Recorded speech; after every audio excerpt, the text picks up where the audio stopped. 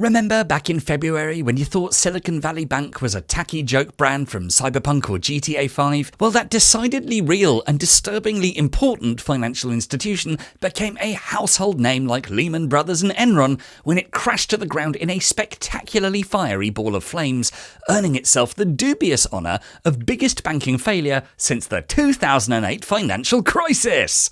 Great job, guys!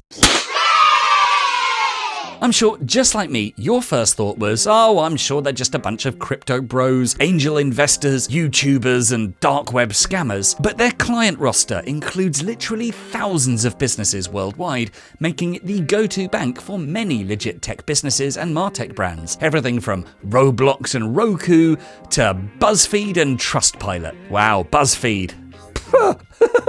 That takes me back. Which failed bank are you? Anyway, moving on.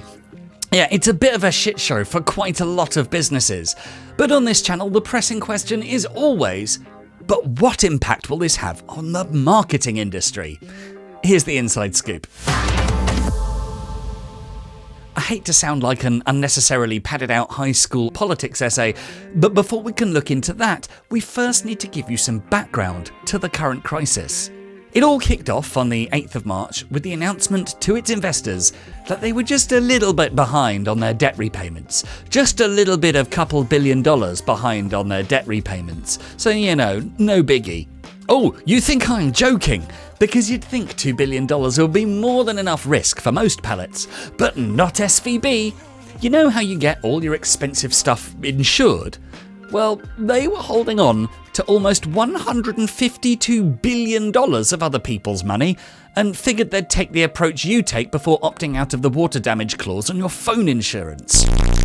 As you can imagine, the first few hours of the crash had led to chaos, with some able to withdraw their funds, but many left with no way to access their own cash. That meant no way to pay staff or suppliers, or even cover the cost of that liquid lunch you claimed on expenses, because it was with an industry colleague, so technically it counts as work and not day drinking on the company dime. Luckily for UK customers of the now destroyed bank, HSBC has recently swooped in to the rescue of the UK arm at least, buying SVB for the massive value of £1.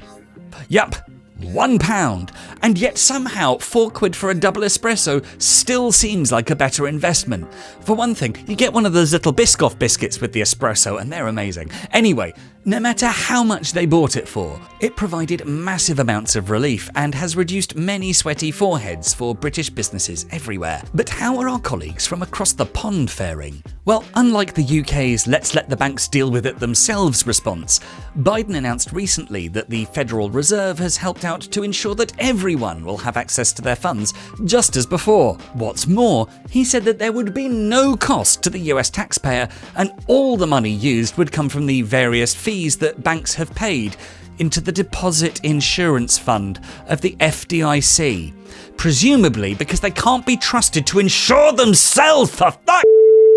But let's be real, Biden and his fellow government officials might be avoiding the word bailout like the plague. I mean, come on.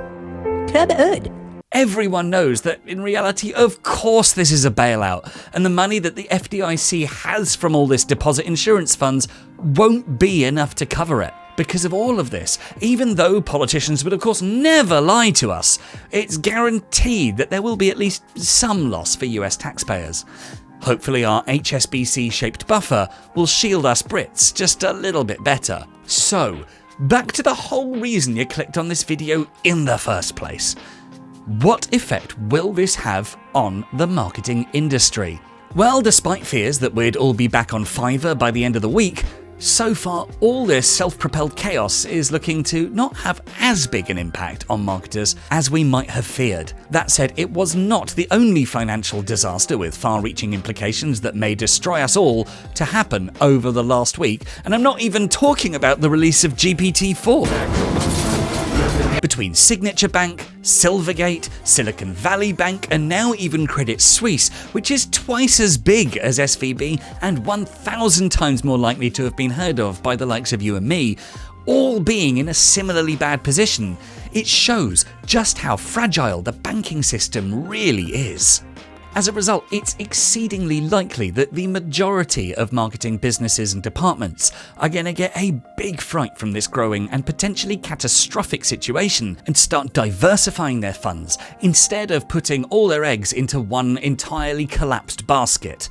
On top of this, many martech and tech startups are likely to start choosing traditional banks instead due to the fact they're more stable and likely to be rescued if anything goes wrong.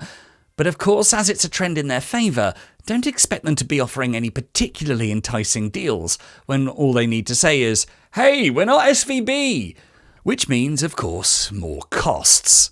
Because of all this chaos, many tech startups will probably have much smaller marketing budgets over the following months, leading to less marketing spend, fewer commissions, fewer new hires, and a general lack of growth and development. This means now is probably a great time to focus on your personal ROI, where you can cut a few corners and, if it's looking a bit bad, maybe dust off your CV while you're at it, just to be on the safe side. So have you or your business been affected by the SVB collapse? How are you coping, and what tips can you share for handling marketing budget crunch? Let's get into it in the comments below. As always, thank you so much for watching. I've been DMC. I will catch you on the next video. Have a good one.